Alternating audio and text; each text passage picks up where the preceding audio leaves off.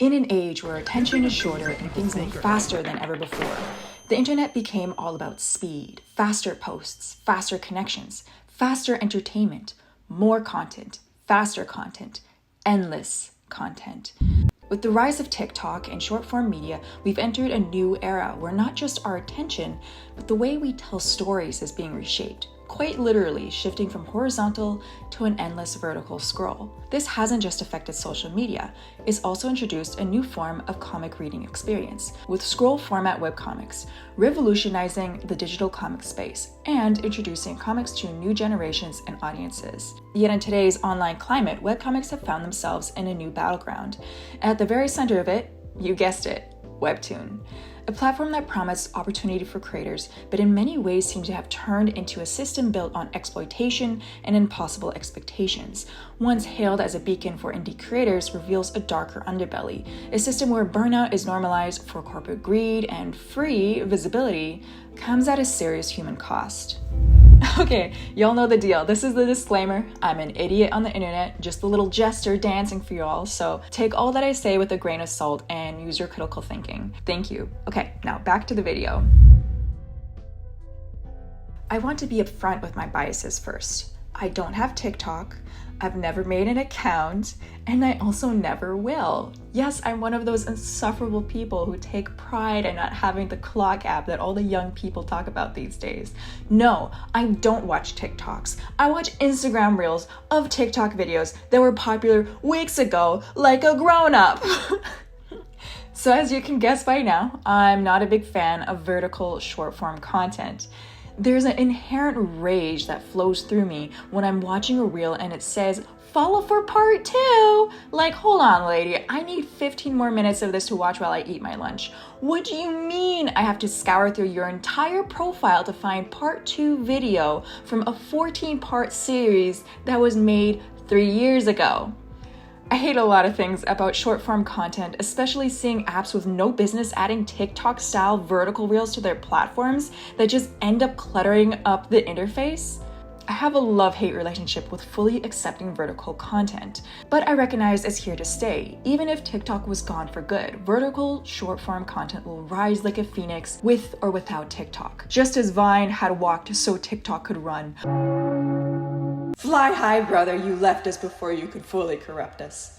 Yes, I was a Vine enjoyer, and I had the Vine app, even though most times I would just go straight to YouTube to watch Vine compilations of vertical-oriented videos in horizontal format curated alphabetically for my enjoyment. G is for Give me your fucking money!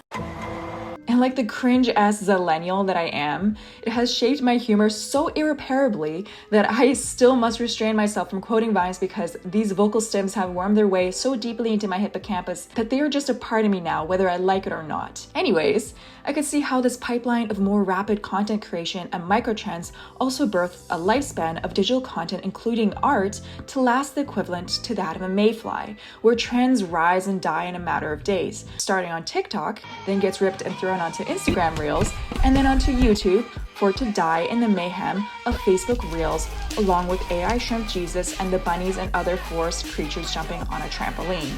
However, back to the topic of comics, I will say I have equal love for traditional print-style comics and vertical scroll. They both bring value to the online comic space. They both have their strengths and weaknesses for storytelling. I want to be clear that the purpose of this video is not to slander the format of scroll comics. I myself have a scroll comic. However, what I do want to touch upon is the quantity over quality expectation that has bled into comic creation pipeline, specifically on Webtoon, influenced by, well, you know, TikTok.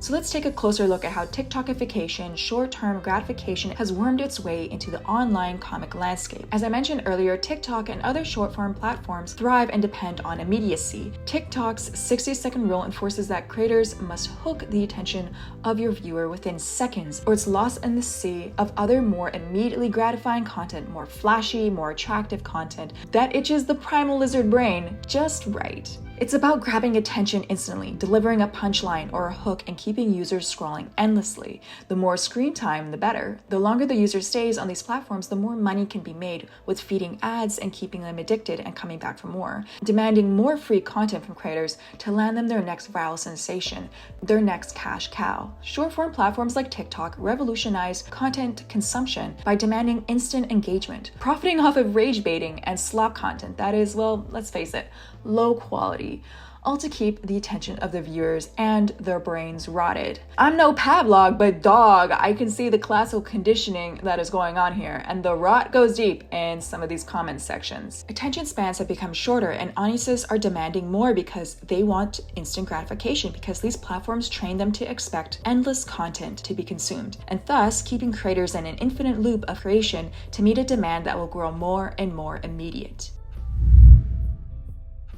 Anyways, this video is about webcomics. Back to the webcomics. Webtoon mirrors the same algorithm-driven content loop environment that TikTok thrives on. The same TikTok logic has now infected the online comic space. And you know what? Webtoon did put some dumbass Reels feature of only their trailers of their originals. Why? I don't know, to stroke their own cock. More and more responsibility falls onto creators, and discoverability has become more of an uphill battle for artists. Creators leveraging TikTok or Instagram to post teaser content can attract attention, and many depend on this method to attract readers to their projects, and some of them even go viral. However, managing marketing reels, social posts, artwork, comic updates, writing, and community engagement solo on a weekly schedule can become exhausting. Yet it feels like the only way to stay afloat when the algorithm calls to be fed constantly, so you can remain visible and discoverable at all.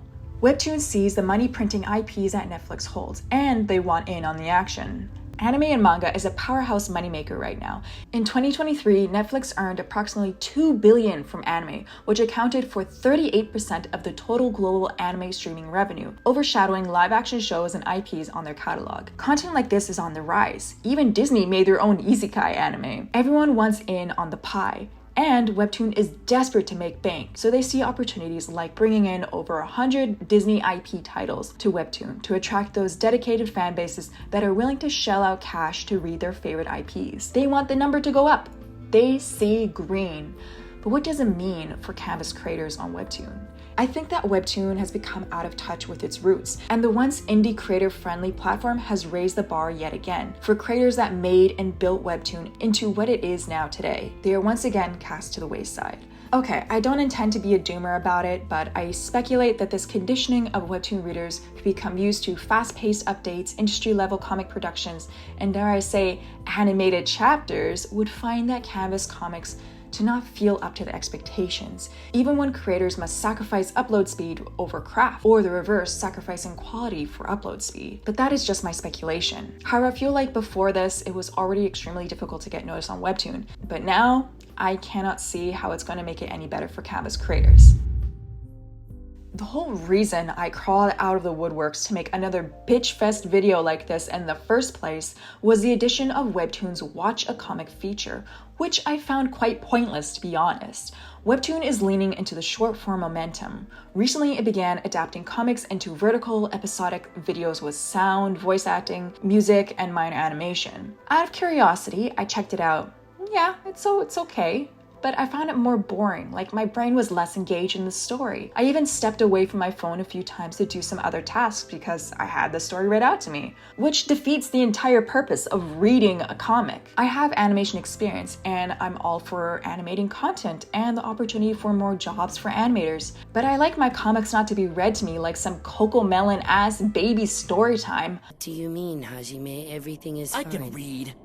Not well, but I can read. Get your jingling keys out of here. Look at me. I'm a big kid now. You will get no Google motherfucking gaga out of me. I put my big girl pants on and I cry when I pay my taxes. Getting back to the point, I don't want to fearmonger. I'll be honest, it's harmless. But I can't help but feel like it's infringing on a space where the art form of comics should thrive. And the fact that this feature is blocked to canvas creators is also insulting. I think non-conventional and multimedia comic-based projects such as Homestuck could never thrive on Webtoon with their extremely limited features. Homestuck was hard for me to approach, to be honest, but I still thought it was really cool to have so many different interactive things that made the story feel really immersive. It can allow for a lot of creativity. I would definitely encourage indie creators to let their talents flow and embrace creating multi-experience storytelling that could live on your own personal website, for example. But as of now, it's far from a reality on Webtoon for Canvas creators. And this watch feature doesn't provide that involvement or engagement like it would if you were to just read a chapter on your own. It's hard to articulate the feeling, but it's kind of like you turn your brain off. I want to imagine what happens between the panels because it's so much more tantalizing that way. There's more enjoyment in between the lines that makes each reading experience unique to the viewer. It's not even like it's fully animated either, it's just strange. Okay, I will tangent super duper quick about this, I promise. I already did a video about this, so I will keep it brief. But my experience of reading the Kowloon generic romance manga versus watching the anime was a huge leap. And there was a vast discrepancy with my interpretation and personal experience of the story through both mediums. The manga felt slower, lingering in spaces, and mystery evolved with more time and details. It felt like an I Spy of trying to look for hints in the panels and holding on pages, trying to decipher a character's expression, trying to infer the implications of certain moments or revelations within the narrative. It was exhilarating and it was maddening that my mind swirled with all kinds of questions trying to piece together the mystery. Although the anime achieved some of these feelings pretty successfully, it still felt like it moved very fast. Too fast. I never considered that maybe my reading speed and my interest in taking in the artwork in the panels made those moments feel slower than when I watched the anime and I was like, whoa, that scene went by way too fast. And that was just because I myself chose to linger on those spots, regardless if the creator intended me to or not. I would go back and reread panels and scenes unintentionally, just absorbing the environment with more time. Don't get me wrong, I love the anime and it was still really beautifully animated. And the music in the last episode nearly brought me to tears, seeing the story concluded for our beloved characters. The camera angles that they chose and the color palettes felt muted and nostalgic and had moved me. To be moved by a story is a very powerful thing, and I felt it in the panels as I do in the animation. However, I doubt that that same feeling could be achieved through Webtoon's Watch series, where it's neither here nor there. I believe the beauty of experiencing reading a comic is the pacing that we decide on our own terms, and where we choose to linger is ours alone. It's our own journey as a reader that makes visual storytelling like comics so alluring to consume. It makes it special.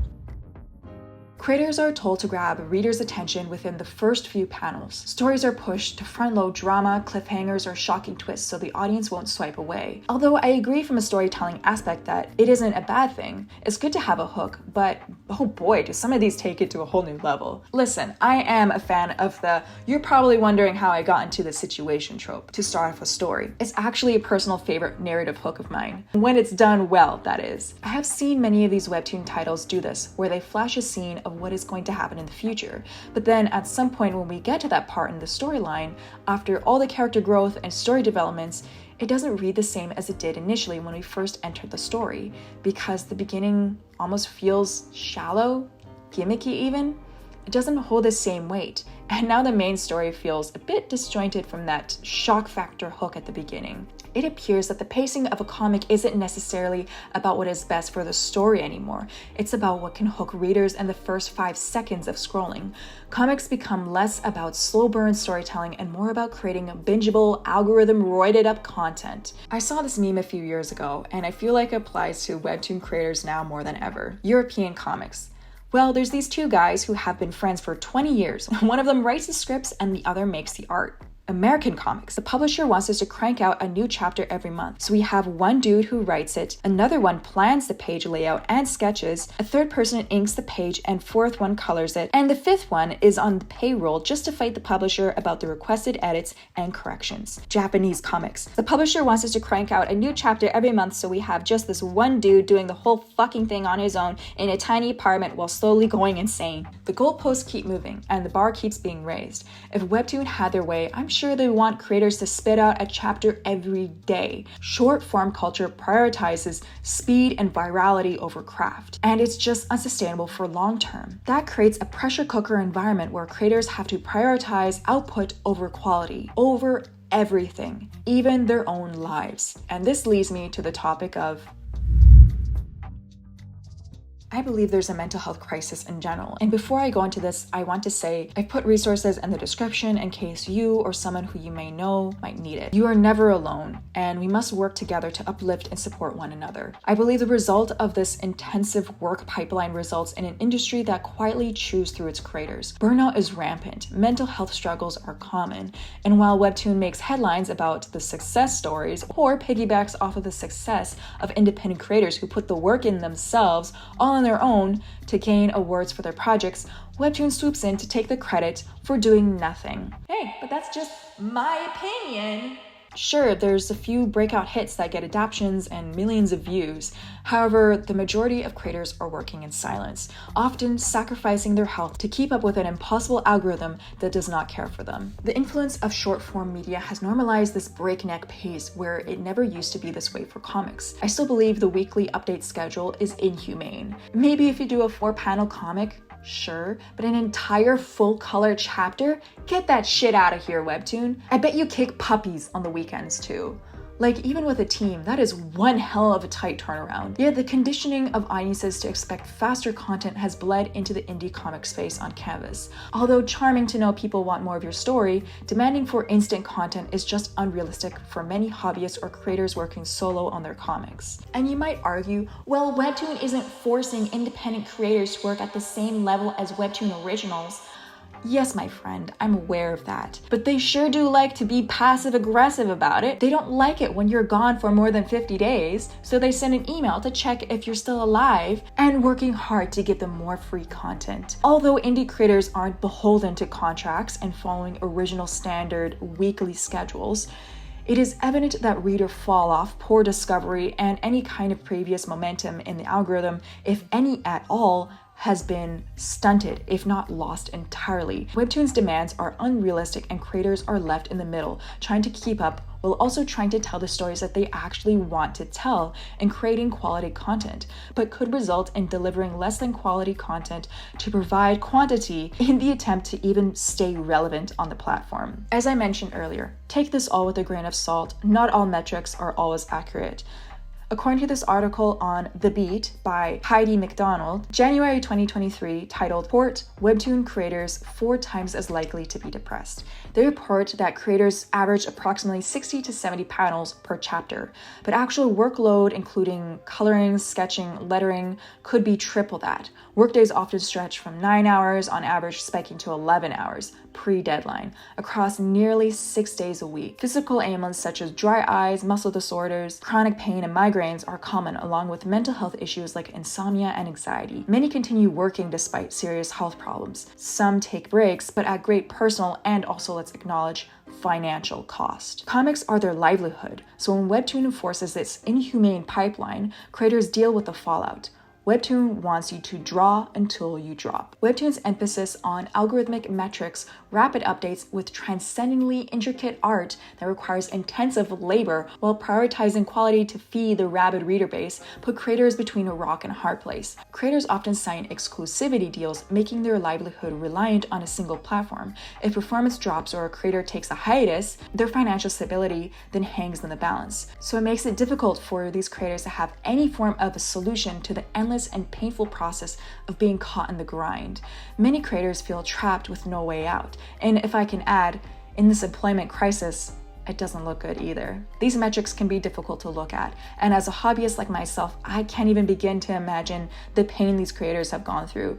Yet they embody the human toll behind the viral art, and to me, that is quite haunting. What was once a dream for many, myself included, who remember the golden days of Webtoon, reading webcomics that I loved, that inspired me to step up and make my own, to one day publish to Webtoon as well, has transformed into an ugly cycle where passion is preyed upon and weaponized against creators. They're told they are lucky to have this opportunity, while the reality is they're being set up to fail unless they can produce at inhuman speed.